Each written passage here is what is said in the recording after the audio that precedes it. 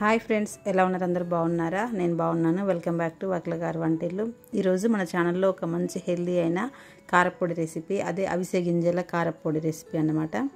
ఈ కారపొడి ఇడ్లీలోకి, దోశపైకి, తర్వాత అన్నంలోకి, ఏ టిఫిన్లోకైనా చాలా బాగుంటుంది. అన్నంలో కనుక వేడివేడి అన్నంలో కొంచెం నెయ్యి కానీ నూనె కానీ వేసుకొని తింటే చాలా టేస్టీగా ఉంటుంది. అసలు అవిసె గింజల ఫ్లేవర్ అనేది మనకి ఎక్కడ తెలియదు, అంత బాగుంటుంది. ఈ కారం తయారు చేయడం కోసం మనం అవిసె గింజలు, తర్వాత పల్లీలు, శనగపప్పు, మినప్పప్పు, మెంతులు, జీలకర్ర అన్నీ తీసుకోవాలి. తర్వాత ఎండుమిర్చి, కారానికి సరిపోయేంత ఎండుమిర్చి. నేను కరివేపాకు కొంచెం ఎక్కువ తీసుకుంటున్నాను. కరివేపాకు ముందే కడిగి ఫ్యాన్ గాలికి ఆరబోసి పెట్టాను. కొంచెం చింతపండు కడిగి ఆరబెట్టాను. తర్వాత వెల్లుల్లిపాయలు పొట్టు తీసుకున్నాను. ఇప్పుడు మనం ప్రాసెస్లోకి వెళ్ళిపోదాం. స్టవ్ వెలిగించి కడాయి స్టవ్ పైన పెట్టి ఆయిల్ లేకుండానే మనం ఫ్లాక్స్ సీడ్స్, అదే అవిసె గింజల్ని చిన్న మంట మీద ఫ్రై చేసుకోవాలి, త్వరగా మాడిపోతాయి. అవిసె గింజలు చాలా మంచిదండి ఆరోగ్యానికి. ఇప్పుడు అందరూ వారి ఆహారంలో భాగం చేసుకోవాలని చాలామంది డాక్టర్స్ చెప్తున్నారు. ఇవి చాలా త్వరగా ఫ్రై అయిపోతాయి. ఇలా ఒకసారి చిటపటాన్ని ఫ్రై అయిన తర్వాత వీటిని మనం ఒక బౌల్లో తీసి చల్లారబెట్టుకుందాము. తర్వాత మిగతావన్నీ ఇలాగే రోస్ట్ చేసి పెట్టుకుందాము. అవిసె గింజల్లో గుడ్ ప్రోటీన్, గుడ్ ఫ్యాట్, తర్వాత కార్బోహైడ్రేట్స్, ఫైబర్, కాల్షియం, మెగ్నీషియం ఉంటాయట. ఇందులో ఒమేగా 3 ఫ్యాటీ యాసిడ్స్, ప్రోటీన్, తర్వాత ఫైబర్ పుష్కలంగా ఉంటాయి. తరచూ తినడం ద్వారా జీర్ణశక్తి పెరిగి మలబద్ధకం తగ్గుతుంది. అలాగే వెయిట్ లాస్లో, హెయిర్ గ్రోత్లో కూడా ఇప్పుడు స్కిన్ సంబంధించింది కూడా చాలా అంటే చాలా యూజ్ అని అందరు చెప్తున్నారు. తినాలని చెప్పి నేను కూడా తినడం స్టార్ట్ చేశాను. కడాయిలో కొంచెం ఆయిల్ వేసుకొని తర్వాత పల్లీలు వేసి వేయించుకోవాలి. తర్వాత అవి కొంచెం వేగిన తర్వాత శనగపప్పు, మినపప్పు కూడా వేయించి అవి కూడా వేగిన తర్వాత జీలకర్ర, మెంతులు ఒక పావు స్పూన్ సరిపోతుంది. తర్వాత 1 స్పూన్ జీలకర్ర వేసి ఇవి అన్నీ రోస్ట్ చేసుకోవాలి. చిన్నగా మంట పెట్టుకొని బాగా ఫ్రై అయ్యే వరకు రోస్ట్ చేసుకోవాలి. బాగా ఫ్రై అయితేనే, ప్రతిదీ బాగా ఫ్రై అయితేనే మనకు పొడి ఎక్కువ రోజులు నిలువ ఉంటుంది. ఇక్కడ క్వాంటిటీ ఇంత అని ఏం లేదండి, మనకు నచ్చినన్ని తీసుకోవచ్చు. కానీ మరీ అవిసె గింజల్ని, కరివేపాకుని డామినేట్ చేసేలాగా తీసుకోకూడదు. కొంచెం ఒక 2-3 స్పూన్ల శనగపప్పు, 2-3 స్పూన్లు మినపప్పు ఇట్లా సరిపోతుంది. తర్వాత కొంచెం 1 స్పూన్ ఆయిల్ వేసి ఎండుమిర్చిని కూడా డ్రై రోస్ట్ చేసుకోవాలి. సిమ్లోనే పెట్టి తిప్పుతూనే ఉండాలి, త్వరగా మాడిపోతుంది ఎండుమిర్చి.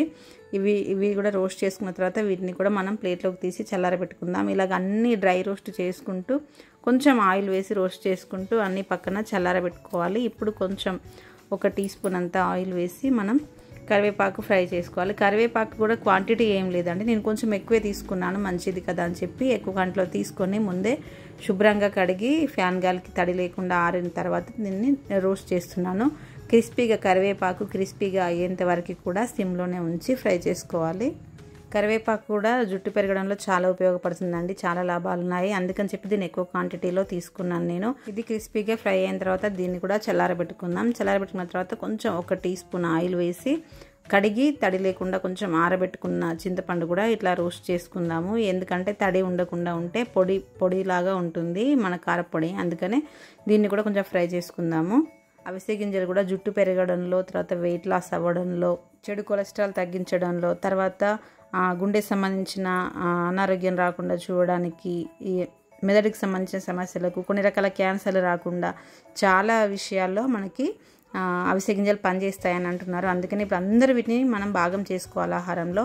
ముందు అవిసె గింజల్ని మిక్సీ పట్టుకోవాలి, అవి తర్వాత నలగవు సరిగా. అందుకనే ముందు వాటిని మిక్సీ పట్టుకున్న తర్వాతనే మనం ఫ్రై చేసుకున్న అన్నీ వేసి కొంచెం ఇవి నలిగిన తర్వాత కరివేపాకు కూడా వేసి మిక్సీ పట్టుకోవాలి. కొంచెం పల్సిస్తూ మిక్సీ పట్టాలి, ఒకటి స్పీడ్ మీద పడితే మొత్తం ముద్దయిపోతుంది. కొంచెం చల్లారిన కొద్దీ పడుతూ ఉండాలి. తర్వాత ఇందులో వెల్లుల్లి, డ్రై చేసుకున్న చింతపండు కూడా వేసి మిక్సీ పట్టుకోవాలి. ఒకసారి మిక్సీ పట్టుకున్న తర్వాత దీన్ని పూర్తిగా చల్లారనిచ్చిన తర్వాత మనం స్టోర్ చేసుకోవాలి. మనం అన్ని డ్రై ఇంగ్రీడియంట్స్ వాడాము.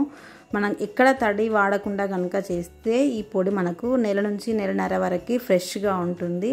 టేస్ట్ చాలా బాగుంటుంది, ఎలాంటి డౌట్ అక్కర్లేదు. తప్పకుండా ట్రై చేయండి. అన్నంలోకైనా దేంట్లోకైనా టేస్ట్ చాలా అంటే చాలా బాగుంటుంది. చాలా హెల్తీ రెసిపీ. ఆయిల్ కొంచెం తక్కువ వేసుకొని చేసుకోండి. 1.5 మంత్ ఈజీగా ఉంటుంది. హాస్టల్లో ఉన్న పిల్లలకి పంపించడానికి కూడా చాలా బాగుంటుంది. నేను ఇదేం ఫస్ట్ టైం చేయలేదు, నేను చాలాసార్లు చేశాను. నాకు తెలిసిన రెసిపీ, నేను రెగ్యులర్గా చేసే రెసిపీ కాబట్టి నేను మీకు షేర్ చేస్తున్నాను. ఇలా వేడివేడి అన్నంలో కొంచెం నెయ్యి కానీ నూనె కానీ వేసుకొని తింటే చాలా బాగుంటుంది.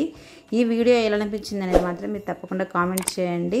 వీడియో చూసే ముందు ఒకసారి లైక్ చేయండి. ఈ రెసిపీ మీలో ఎంతమందికి తెలుసు, ఎవరెవరు తిన్నారు, చేశారా లేదా, ఎప్పుడైనా చేస్తే మీకు ఎన్ని రోజులు ఫ్రెష్గా ఉంది, ఇవన్నీ వివరాలు కామెంట్ చేయండి. మనం అక్కడ మాట్లాడుకుందాం. Thanks for watching. నేను మీ వకుల. బాయ్.